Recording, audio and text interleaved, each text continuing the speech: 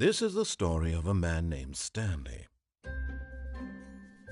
Stanley worked for a company in a big building where he was employee number 427. Employee number 427's job was simple. He sat at his desk in room 427 and he pushed buttons on the keyboard. Orders came to him through a monitor on his desk, telling him what buttons to push, how long to push them, and in what order. This is what employee 427 did every day of every month of every year. And although others might have considered it soul-rending, Stanley relished every moment that the orders came in, as though he had been made exactly for this job. And Stanley was happy. And then one day, something very peculiar happened. Something that would forever change Stanley. Something he would never quite forget. He had been at his desk for nearly a...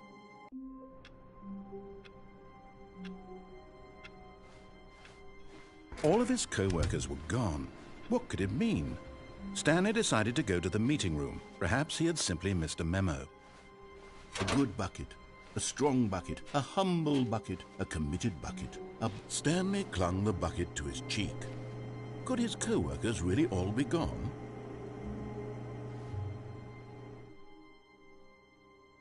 "Yes," whispered the bucket into Stanley's ear.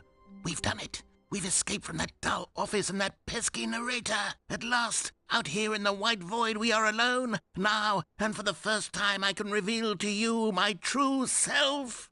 The bucket began to tell Stanley of its life and its history, of the countless wars it witnessed, desecrating the land and lives of untold numbers of innocent humans, and the bucket's own complicity therein, of sadness and regret, and the many years it spent dwelling on the actions it might have taken to curb the madness and the decay, if only it had been stronger, of hope and redemption, and its crusade to uplift the stock of life for the common man, to manifest justice where none existed, and the bittersweet reality of time, to see one's dreams and wishes met halfway, meted out in parcels like charity, and abandoned as soon as the warm glow of inspiration begins to dim.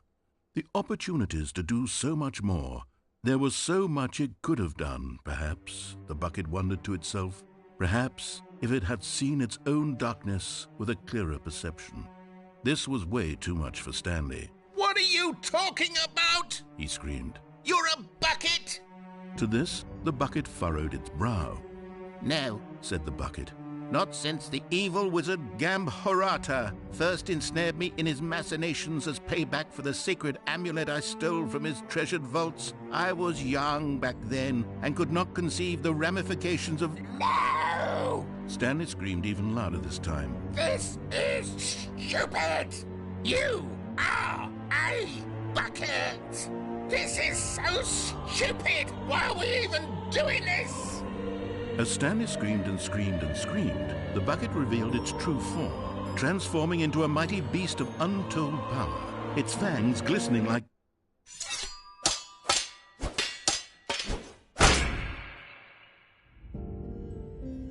My God, Stanley, you did it.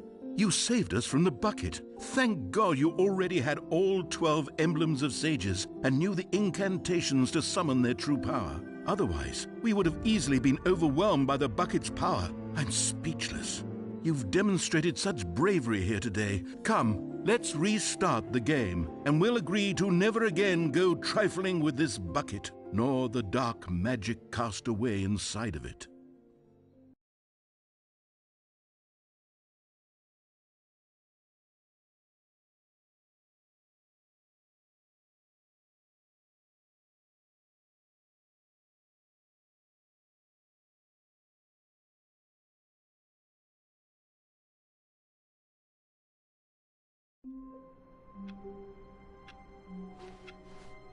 All of his co-workers were gone. What could it mean? Stanley decided to go to the meeting room. Perhaps he had simply missed a memo. Ah, the embrace of an old friend, a weathered companionship that stands the test of time. Stanley clutched the bucket tightly to his chest and entered the door on his left. This was not the correct way to the meeting room, but Stanley had felt the bucket calling to him. telling him that the employee lounge was simply the place to be. And here it was. Had the bucket turned out to be correct? Was this better than the meeting room? Yes, Stanley thought to himself. Yes, perhaps it truly was. How insightful the bucket turned out to be. No, never mind. The bucket was wrong. Stanley took the door on his left to go back to the meeting room. No, Said the bucket. don't go to the meeting room. Go somewhere else. The cargo lift, yes. Good, Said the bucket. now ride the lift all the way to the top. There's something up there I need you to do. Stanley did not question why or how this bucket was speaking to him. It should have alarmed him, of course, because buckets can't talk. But Stanley chose not to think about this obvious fact. He was firmly convinced that the bucket had spoken to him, and he unthinkingly did whatever the bucket asked.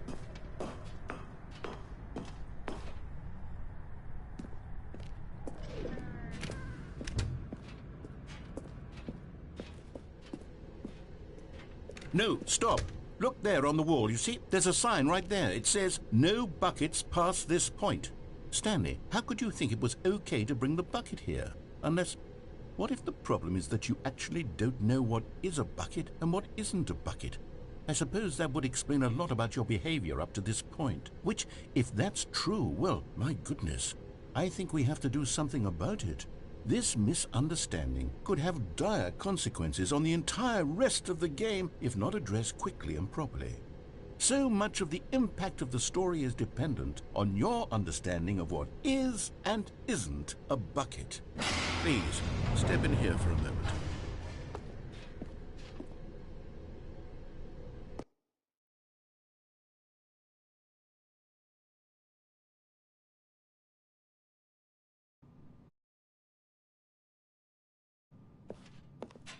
Now then, I'm going to run you through some test scenarios, and you'll tell me whether or not the thing I'm showing you is a bucket. Simple enough, right? This should tell us everything we'll ever need to know about what is or is not a bucket. Okay, let's begin. Item 1. Is this a bucket? Incorrect. It is a hologram of a bucket, not an actual bucket.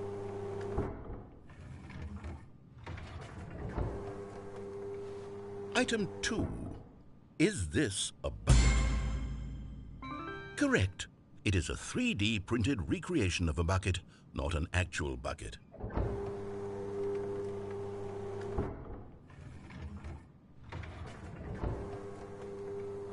Item 3.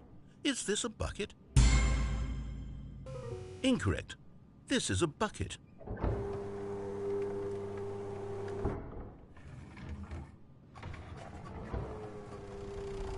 Item 4. Is this a bucket? Correct. This is a tractor and not a bucket. To be honest, I just sort of put this one in here as a gimme, but I was starting to get concerned that even this might be too much for you. Thank you for not making me look like an idiot. Okay, next one.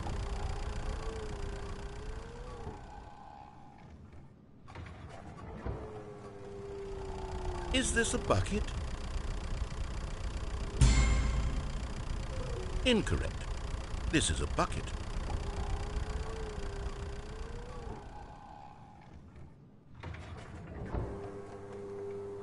Item 6.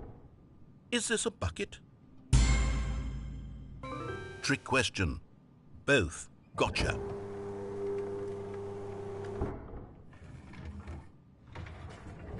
Item... Wait, hold on. I can't find the next one. Let me see. It should be around here somewhere.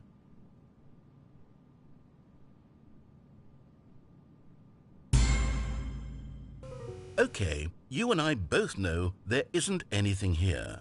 And I don't appreciate the implication that nothing is a bucket when we both clearly know that a bucket is something, and therefore nothing could possibly be something. Unless, in your twisted mind, have you somehow convinced yourself that a bucket is nothing? Answer me straight, Stanley. Do you believe that nothing is a bucket?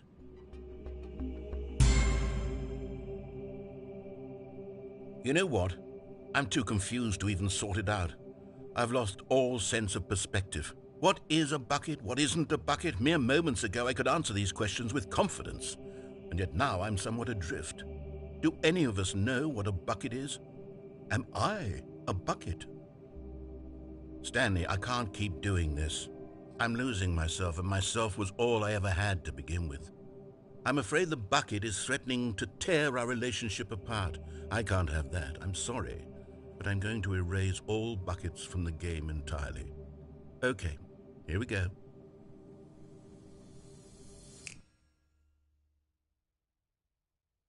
What happened? Is everything gone? Why did everything disappear? Wait, was everything a bucket? Every single thing in the game was a bucket. Oh my God, I had no idea. How could... Except me. I'm not a bucket after all. And you, Stanley, you're still here. You're not a bucket either. Oh, this is wonderful news. We're not buckets. Yes, I actually feel much more at ease right now. It's delightful to get some clarity on that issue, but it doesn't change the fact that we haven't got a game. So, tell you what, I'll reset everything and we'll put back all of the buckets, okay? And we'll know that it's all a bucket. But if you run into anyone else, maybe don't mention that. Who knows what that information might do to a person? All right, here we go.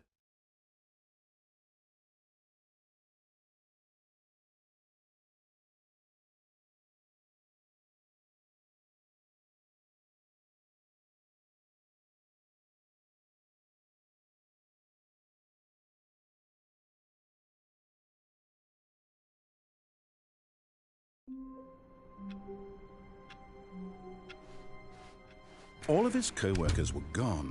What could it mean? Stanley decided to go to the meeting room. Perhaps he had simply missed a memo.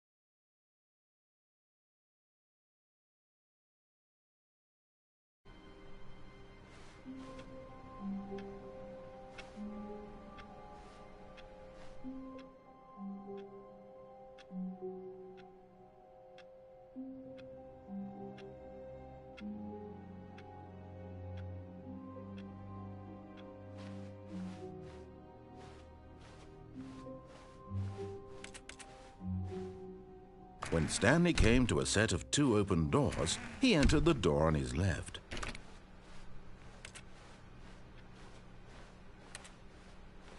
Yet there was not a single person here either. Feeling a wave of disbelief, Stanley stepped into the broom closet, but there was nothing here, so he turned around and got back on track.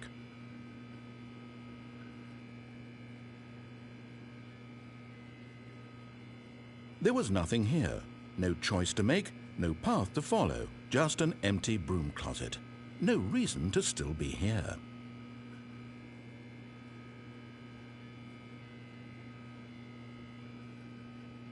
It was baffling that Stanley was still just sitting in the broom closet. He wasn't even doing anything. At least if there was something to interact with, he'd be justified in some way. As it is, he's literally just standing there doing sweet FA.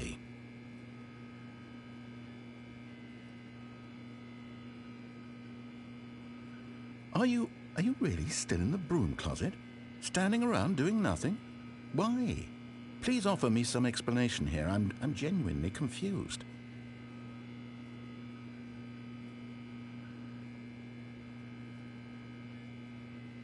You do realize there's no choice or anything in here, right? If I'd said Stanley walked past the broom closet, at least you would have had a reason for exploring it to find out. But it didn't even occur to me because literally this closet is of absolutely no significance to the story whatsoever. I never would have thought to mention it.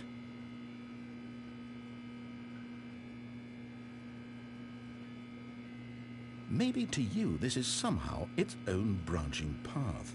Maybe when you go talk about this with your friends, you'll say, "Oh, did you get the broom closet ending? The broom closet ending was my favourite." I hope your friends find this concerning.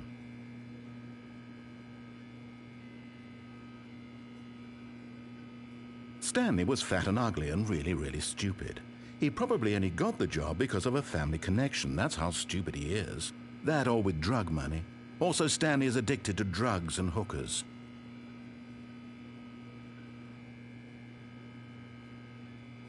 Well, I've come to a very definite conclusion about what's going on right now. You're dead. You got to this broom closet, explored it a bit, and were just about to leave because there's nothing here, when a physical malady of some sort shut down your central nervous system and you collapsed in front of your screen. Well, in a situation like this, the responsible thing is to alert someone nearby so as to ensure that your body is taken care of before it begins to decompose. Hello? Anyone who happens to be nearby? The person at this computer is dead. They have fallen prey to any number of your countless human physiological vulnerabilities. It's indicative of the long-term sustainability of your species. Please remove their corpse from the area and instruct another human to take their place, making sure they understand basic first-person video game mechanics and filling them in on the history of narrative tropes in video gaming, so that the irony and insightful commentary of this game is not lost on them. All right, when you've done that, just step out into the hallway. Coming to a staircase, Stanley walked upstairs to his boss's office.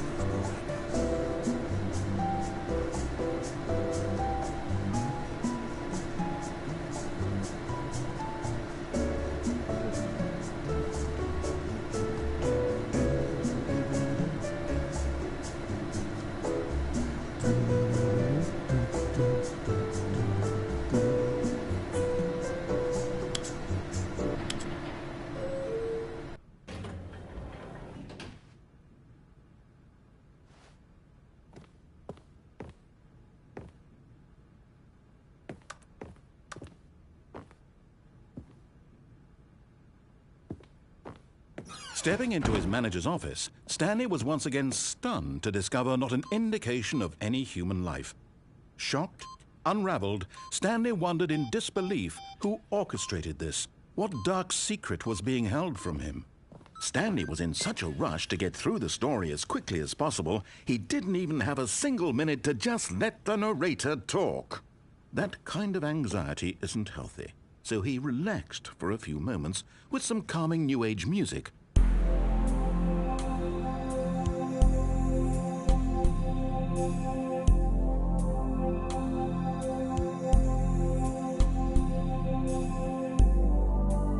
Feeling soothed and rejuvenated, Stanley calmly walked forward into the opened passageway.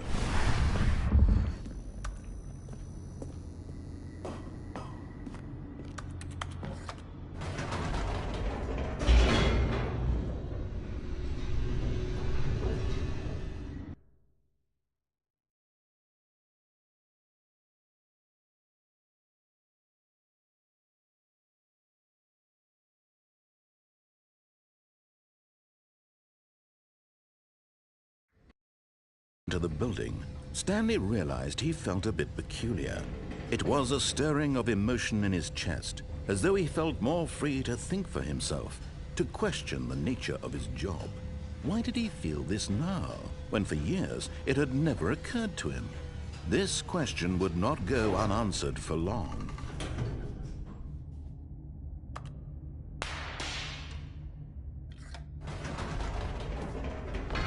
Whoops, nope, never mind. Stanley actually got back into the elevator and went back up. Silly me. Why did Stanley do that when he knew that it would just lead back to his boss's office? Well, that's a great question. I just can't wait to find out.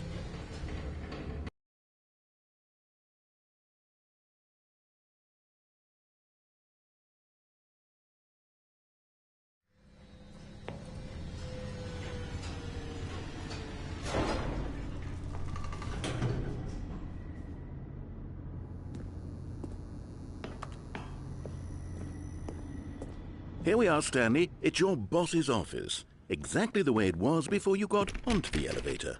It's still just exactly what it is. What a decision you've made to come up here and look at the office again.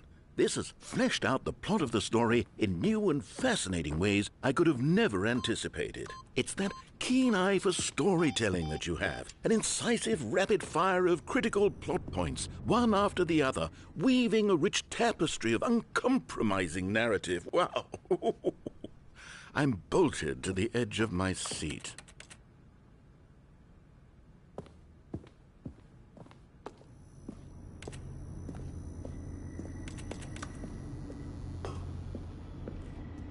Incredible. Now he's getting back into the elevator and going down again. Ladies and gentlemen, how does he keep coming up with all of this?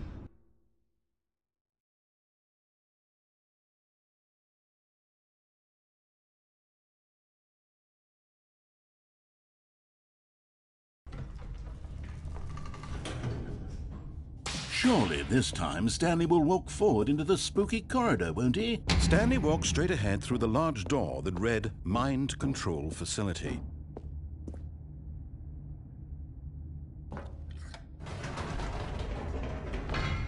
Did you think we were going to go forward down the spooky corridor? No. It's time once again to go back up in the elevator.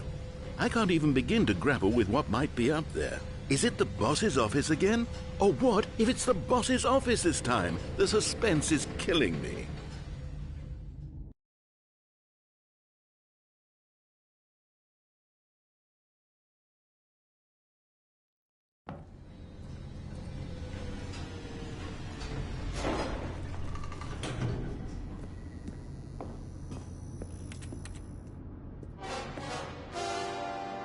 Oh my God.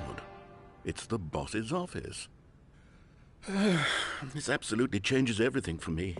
Give me a time out here for a minute while I process this.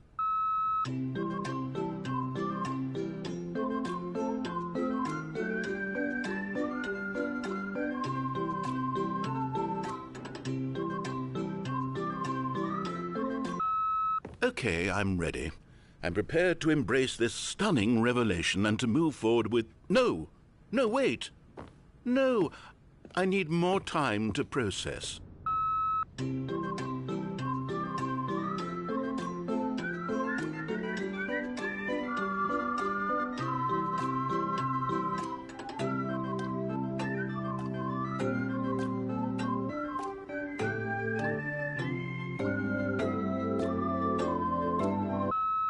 All right.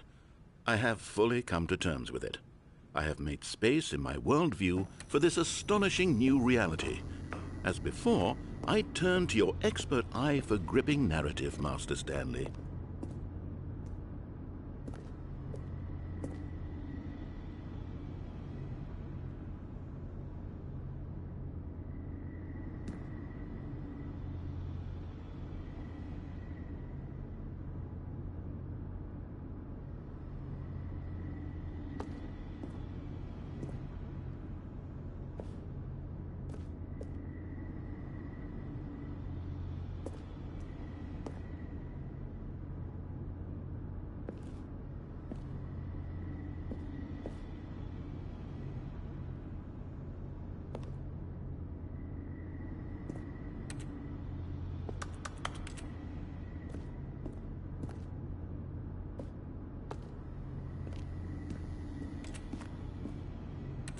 Of course.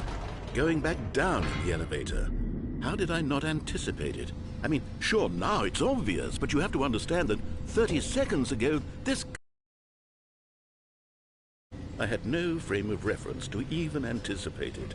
That's just how revelatory Stanley's decision-making is. A breath of fresh air in a landscape of storytelling that has grown stale and repetitive.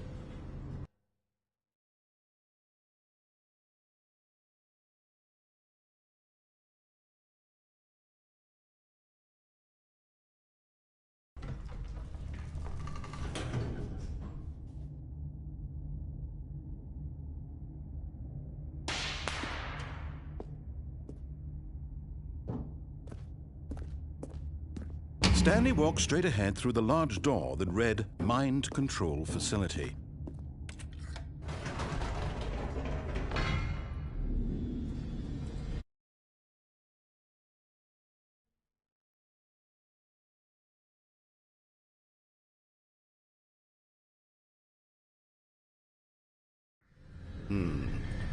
You know what?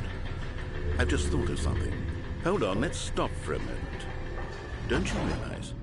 It's the anticipation, Stanley. You and I, we have no way of knowing what will be at the top of this elevator. But the suspense, the agony of waiting and anticipating and having to guess, that's the real thrill.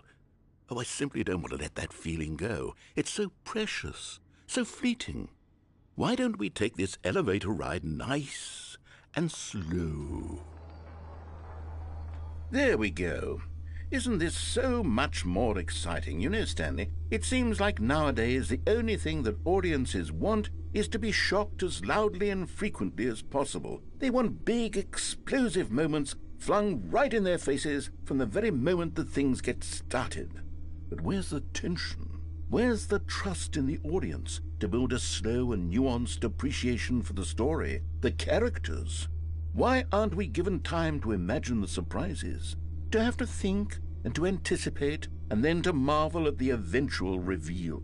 This is storytelling, Stanley. What you and I are doing right now. This is the most exciting narrative to be developed in years, and it's really all because of you. You're the one who took this bold step of revisiting the exact same locations over and over. Truly, I mean it. This is unique and different. It's not like anything else out there. You see, I want stories that surprise me, Stanley. I want to have to think.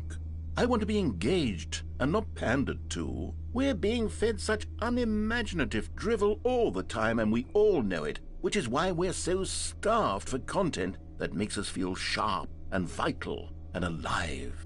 That's why people like you so much, Stanley, because you're not afraid to spit in the face of tradition. You're a role model, you know? People look up to you, which is why... Oh, I didn't know when to spring this on you, but, well, I've gathered a little press conference for you so that you can talk about your work and your storytelling and your life. Yes, I know you're not much for the public eye, but I thought it would especially mean a lot to the people who have been following you from the beginning. They really look up to you, Stanley. I don't know if you realize the impact you have on them. This is the kind of gesture that might leave a tremendous impact on them for the better. Oh, good, we're here.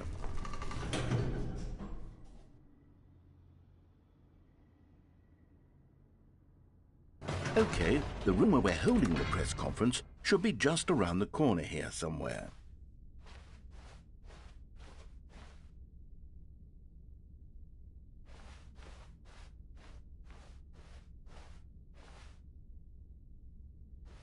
Ah, yes, here it is, just through this door. All right, are you ready? I've told them you're going to speak a little bit about the nature of surprise in storytelling and what it means to craft a truly unpredictable narrative. Oh, don't worry, you'll do great. Just be yourself and speak from the heart. I'm really proud of you, Stanley. Okay, it looks like they're ready for you. Go get them.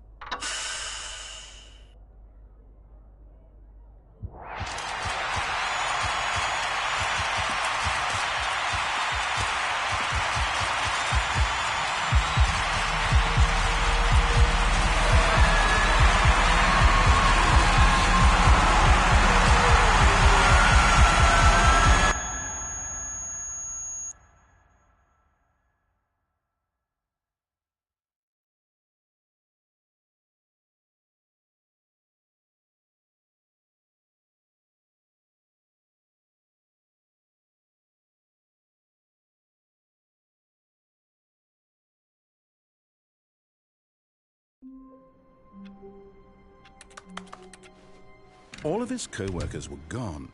What could it mean? Stanley decided to go to the meeting room. Perhaps he had simply missed a memo.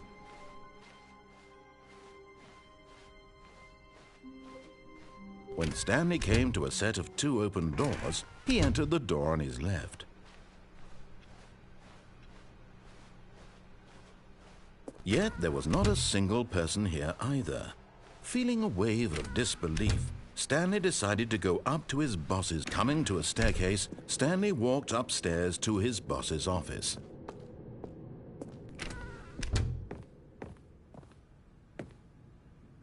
Okay, I think we all know the drill by now. Blah, blah, blah. Dark secrets, the keypad, Stanley.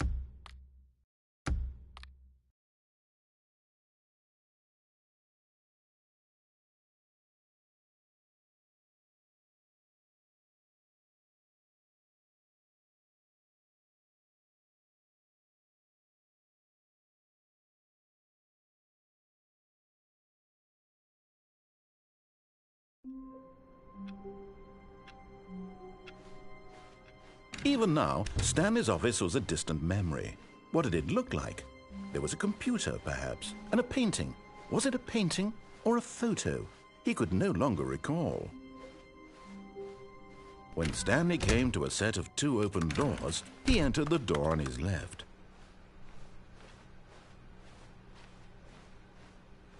Yet there was not a single person here either. Feeling a wave of disbelief, Stanley decided to go up to his boss's. Coming to a staircase, Stanley walked upstairs to his boss's office.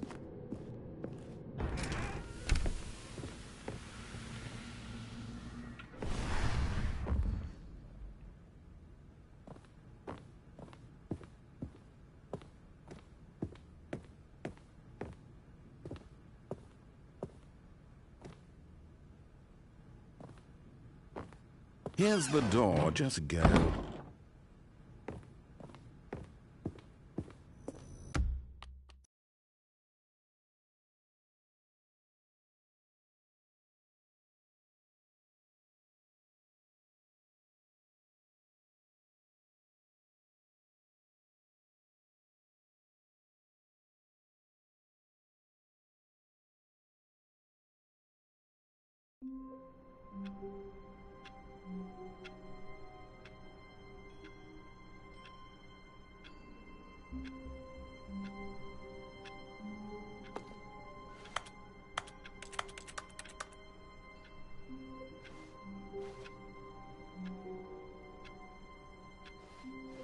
Wait, Stanley thought to himself. Am I sure that the orders stopped coming in? How is that possible? They never stopped. Surely I was mistaken.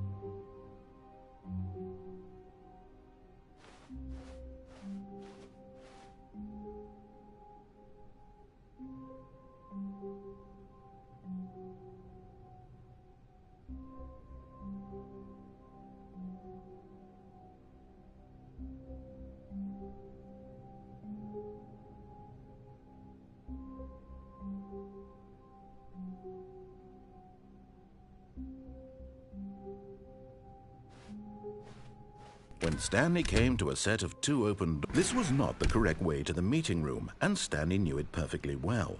Perhaps he wanted to stop by the employee lounge first, just to admire it.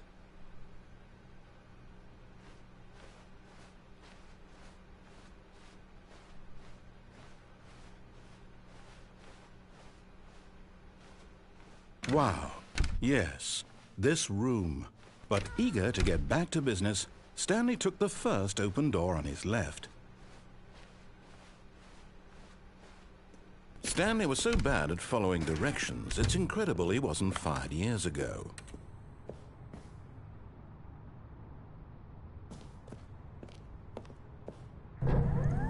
Look, Stanley, I think perhaps we've gotten off on the wrong foot here. I'm not your enemy, really, I'm not. I realize that investing your trust in someone else can be difficult, but the fact is that the story has been about nothing but you all this time. There's someone you've been neglecting, Stanley. What? Really? I was in the middle of something. Do you have zero consideration for others? Are you that convinced that I want something bad to happen to you? Why, I don't know how to convince you of this, but I really do want to help you, to show you something beautiful. Look, let me prove it. Let me prove that I'm on your side. Give me a chance.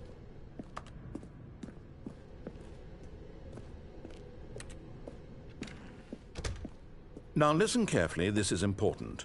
Stanley walked through the red door. Aha, perhaps you misunderstood. Stanley walked through the red door.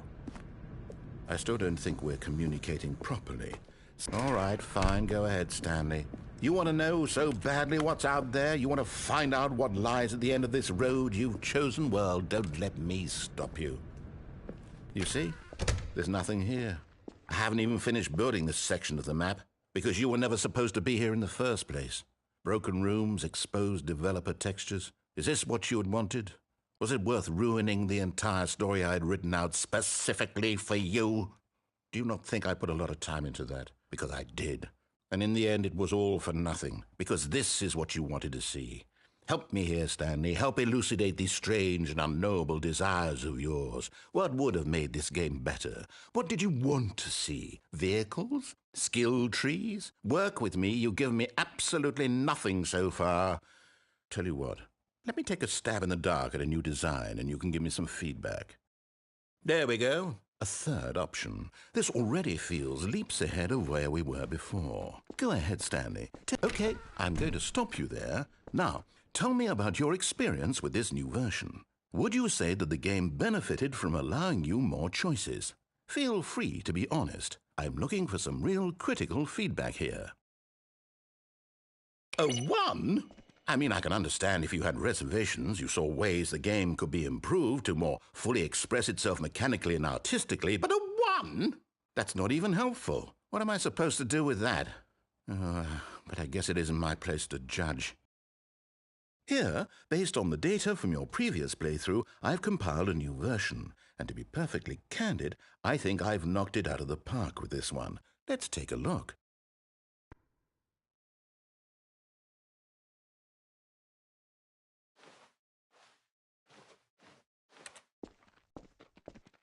Now, would you say that competitive leaderboard helped you feel motivated to keep walking through doors? Again, honest answers, please. Hey, I nearly forgot. I've got a prototype of a new game I've been working on, and now would be a lovely opportunity to give it some playtesting. You wouldn't mind taking a look at it, would you? Perfect. Let me boot it up.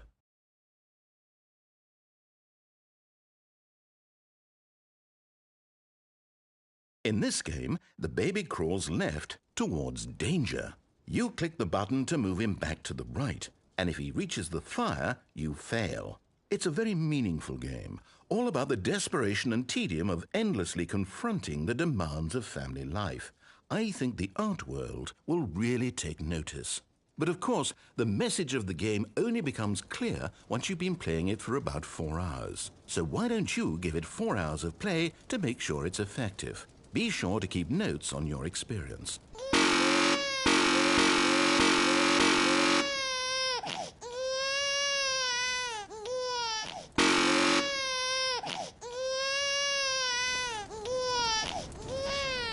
You heartless bastard. Did you do it because you hate babies or purely to spite me? Because if it's the latter, well, I don't know what to do. I'm completely out of ideas. I can't think of a single thing that might improve the experience for me. I'm not even going to try. I'm out, I'm done. It's over. Thank you for playing. Your input was extremely valuable. Oh, hey, since my game was so awful, why don't we play someone else's game, just to ease the pain? Let's see. What do we have here? Yes, this seems like it'll work. Let's give it a shot.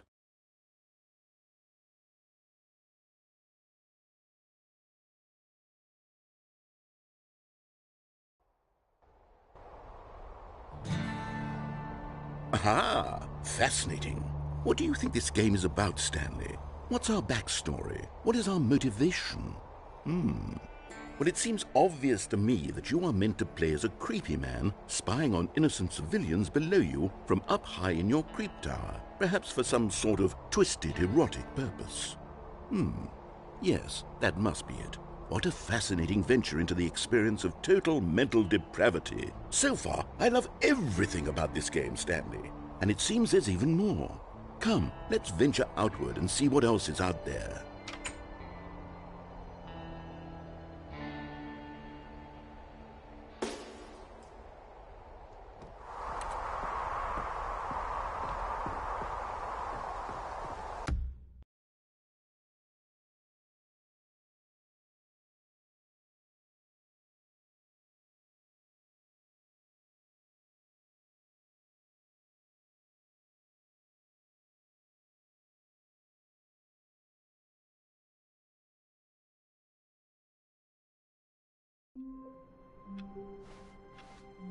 All of his co-workers were gone. What could it mean? Stanley decided to go to the meeting room. The bucket made Stanley want to be a better man and a better co-worker. In time, perhaps, he would become both of those. Stanley clutched the bucket tightly to his chest and entered the door on his left. Still no one was here. Stanley needed the bucket's warmth and comfort now more than ever. Perhaps his boss's office was... Coming to a staircase, Stanley and the bucket walked upstairs to the boss's office.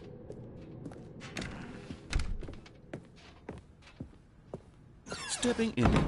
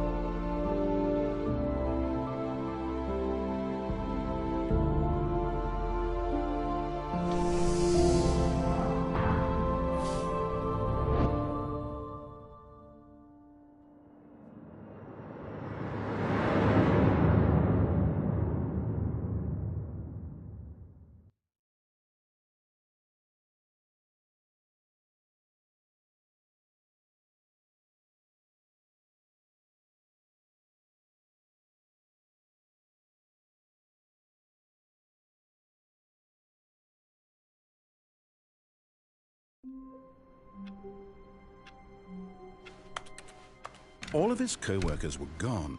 What could it mean? Stanley decided to go to the meeting room. Perhaps he had simply missed a memo.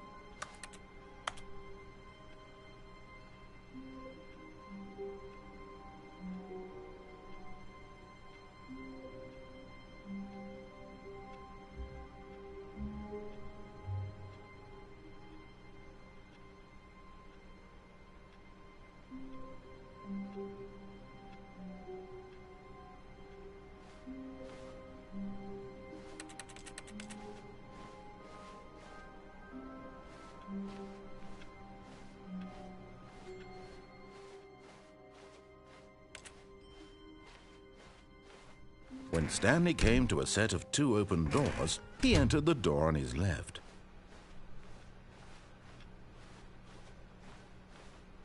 Yet there was not a single person here either. Feeling a wave of disbelief, Stanley decided to go up to his boss's office. Coming to a staircase, Stanley walked upstairs to his boss's office.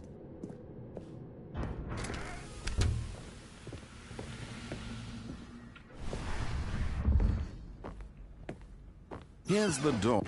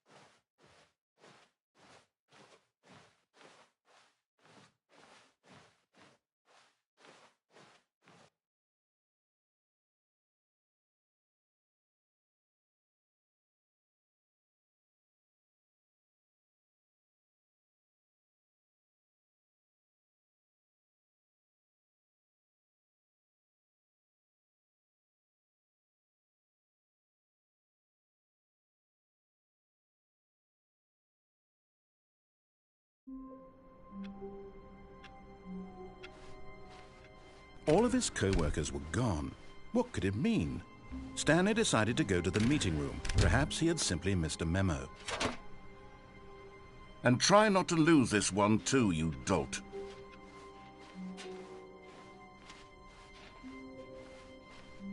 Stanley clutched the bucket tightly to his chest and entered the door on his left. Still no one was here. Stanley needed the bucket's warmth and comfort now more than ever. Perhaps his boss's office was where he'd... Coming to a staircase, Stanley and the bucket walked upstairs to the boss's office.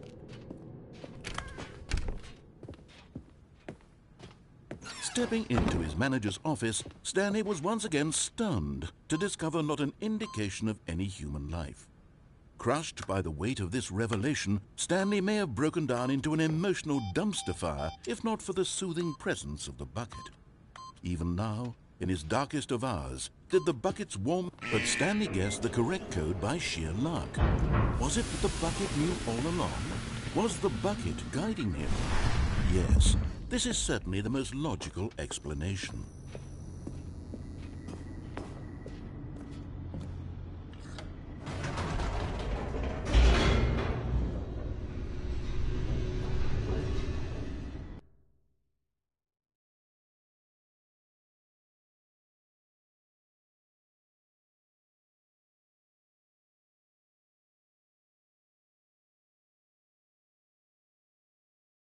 The elevator raced downward, plummeting towards an unknown fate.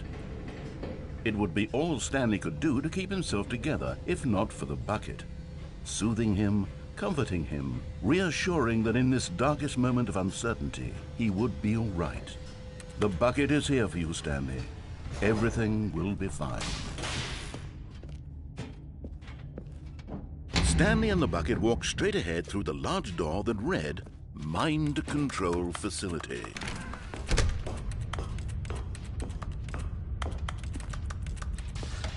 The lights rose on an enormous room packed with television screens. What horrible secret did this place hold? Stanley and the bucket both wondered to themselves.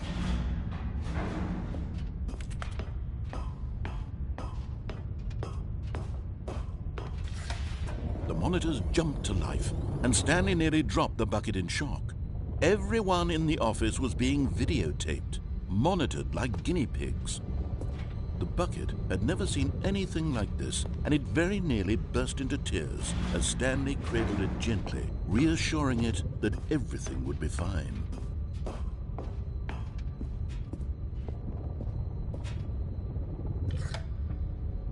Was the bucket under the mind control facility's influence as well? Had the bucket been told to do things it didn't wish to do? What kinds of things does a bucket want to do or not want to do in the first place? These questions raced furiously in Stanley's feeble mind. No! He screamed into the bucket. He couldn't accept it. His own life in someone else's control, never! He squeezed the bucket tighter. His one friend in the entire world. At this point, he could trust no one except for the bucket.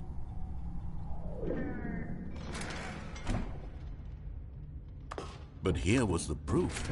The heart of the operation. Controls labeled with emotions, happy or sad or content. Walking, eating, working, all of it monitored and commanded from this very place. And as the cold reality of his past began to sink in, Stanley decided that...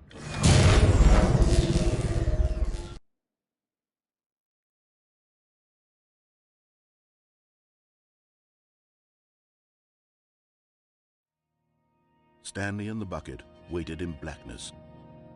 Was it over? Yes, they had done it. Stanley and the bucket had defeated their greatest and darkest enemy, freed themselves from the tyrannical grip of the evil mind control machine. Freedom was now mere moments away. Excitedly, the two of them began to discuss the kind of life they wanted to live once they stepped through this massive door. The bucket wanted to learn to roller skate. Stanley wanted to sneeze in every country on Earth. Both of them wanted to begin watching a movie, any movie, but then stop it halfway through and begin watching it in reverse from the end. True, it was a simple life they envisioned, but it was one they'd lived together, with one another to lean on, to trust, to support, and to... What? Wait. What was happening? Why had the door stopped? Was Stanley and the bucket not about to be freed? An unbearable silence filled the room, lingering in uncertainty, until finally the truth hit Stanley square in the face. This building did not want the bucket to leave. Even the facility itself recognized the incredible calming presence of the bucket, needed the soothing warmth of the bucket, would go to any lengths not to part with the bucket. No, no, no. Stanley can't leave this place, not while he has such a precious bucket in his arms, not while this building has anything to say about it. Stanley realized he would never again leave this very room. But at least he has the bucket. To be trapped eternally in darkness isn't really so bad, Stanley thought to himself. As long as I have my bucket with me, right? I'll be okay, won't I? Stanley gulped. Very soon now, he was about to find out.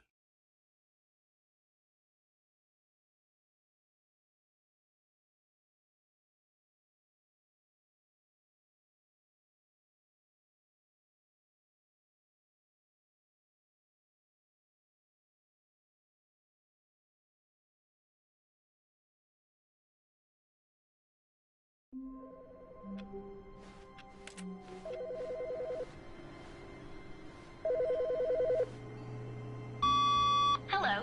This is a recorded message scheduled either by you or a person in your place of work. The purpose of this message is to warn you about the dangers of recorded messages. If at any time you believe you are listening to a recorded message, please terminate it immediately and cease all flow of information from the recorded message into your perceptual sphere. Thank you, and have a pleasant day.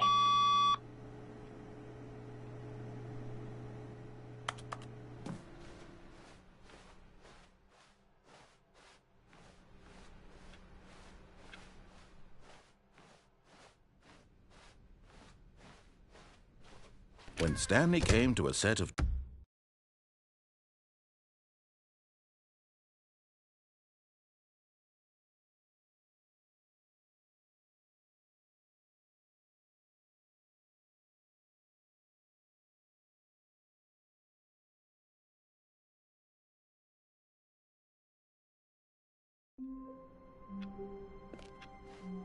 I can't wait to tell this story to my co-workers, Stanley thought. How amusing they'll find it. Oh, won't we all just laugh and laugh at the time I thought everyone had gone missing.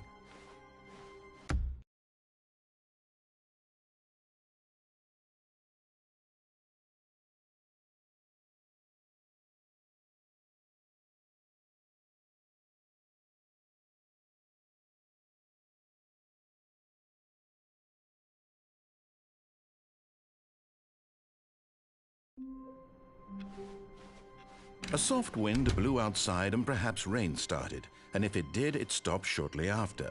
Stanley hoped that he would one day see weather. When Stanley came to a set of 2 open doors, he entered the door on his left.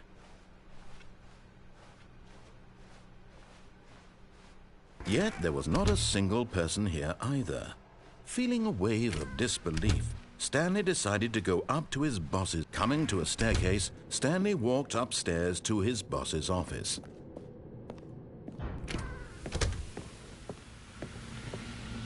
Here's the door, just go.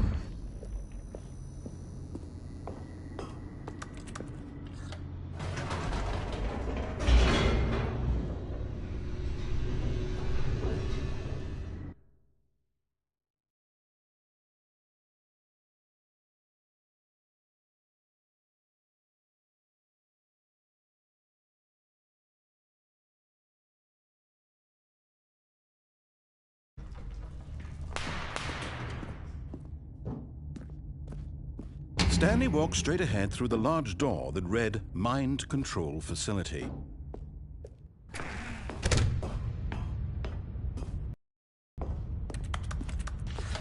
The lights rose on an enormous room packed with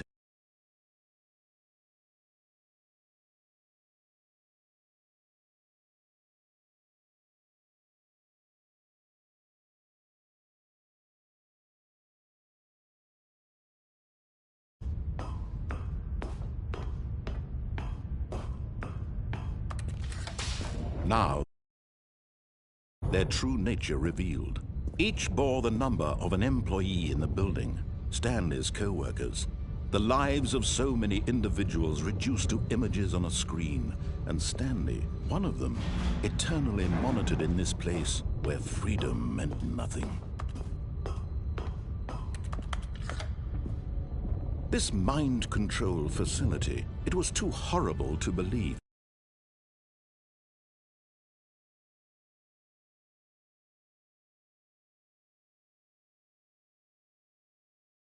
Manipulated to accept it blindly? No. He refused to believe it. He couldn't accept it. His own life in someone else's control? Never!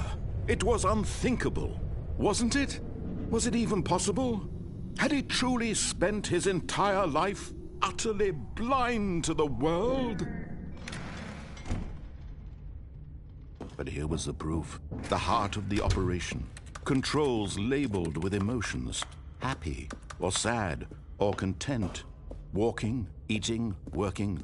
All of it monitored and commanded from this very place. And as the cold reality of his past began to sink in, Stanley decided that this machinery would...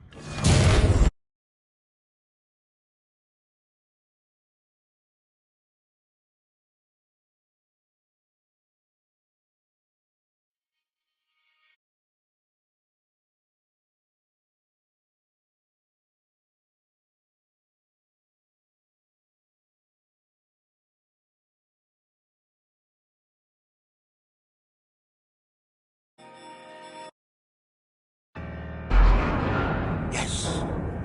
He had won! He had defeated the machine! Unshackled himself from someone else's command. Freedom was mere moments away. And yet, even as the immense door slowly opened, Stanley reflected on how many puzzles still lay unsolved. Where had his co-workers gone?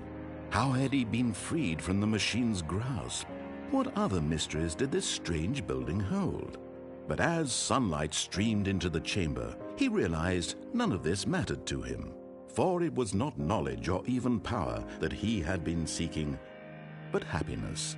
Perhaps his goal had not been to understand, but to let go. No longer would anyone tell him where to go, what to do, or how to feel. Whatever life he lives, it will be his. And that was all he needed to know. It was perhaps the only thing worth knowing. Stanley stepped through the open door.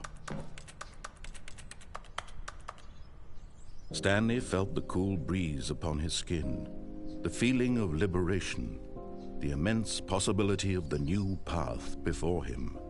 This was exactly the way, right now, that things were meant to happen. And Stanley was happy.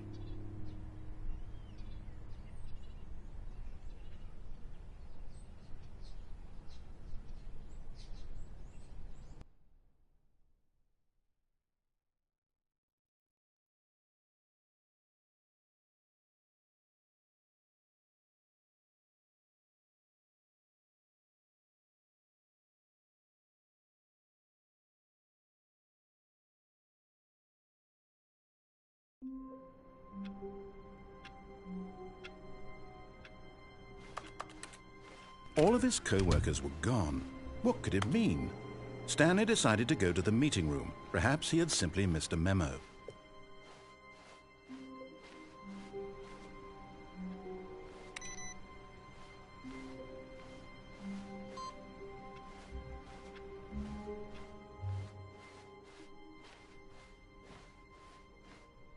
When Stanley came to a set of 2 open doors, this was not the correct way to the meeting room, and Stanley knew it perfectly well. Perhaps he wanted to stop by the employee lounge first, just to admire it. The lounge was sublime, a work of art. But eager to get back to business, Stanley took the first open door on his left. Stanley was so bad at following directions, it's incredible he wasn't fired years ago. Look, Stanley, I think perhaps we've gotten off on the wrong foot here. I'm not your enemy, really, I'm not. I realize that investing your trust in someone else can be difficult, but the fact is that the story has been about nothing but you all this time. There's someone you've been neglecting, Stanley. Someone you've forgotten about. Please, stop trying to make every decision by yourself. What? Really? I was in the middle of something. Do you have zero consideration for others? Are you that convinced that I want something bad to happen to you? Why, I don't know how to convince you of this, but I really do want to help you, to show you something beautiful. Look, let me prove it. Let me prove that I'm on your side. Give me a chance. Now listen carefully, this is important. Stanley walked through the red door. Oh, thank God you are willing to listen to me. Do you see that I really have wanted you to be happy all this time? The problem is all these choices. The two of us always trying to get somewhere that isn't here. Running and running and running, just the way you're doing right now. Don't you see that it's killing us, Stanley? I wanted to stop. We would both be so much happier if we just stopped. And I think I have a solution. Here, let me show you.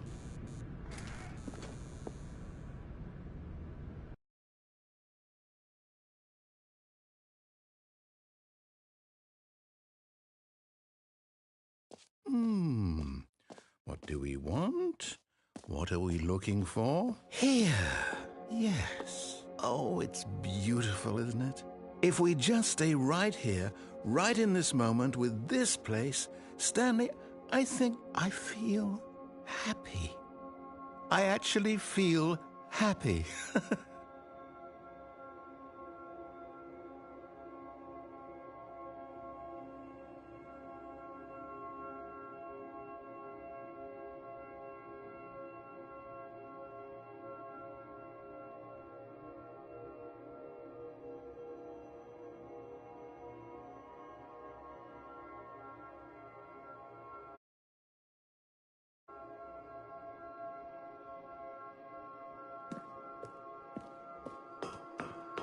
No, wait. Where are you going? Oh, no. Stay away from those stairs. If you hurt yourself, if you die, the game will reset. We'll lose all of this. Please, no, Stanley, let me stay here. Don't take this from me. Please, Stanley. No! Oh, thank God you lived. You had me worried there for a moment. Now, can we please get back to the other room? There. See? This is what you want. This is where we can both be happy. We really can. If we stop moving, we just have to stop moving.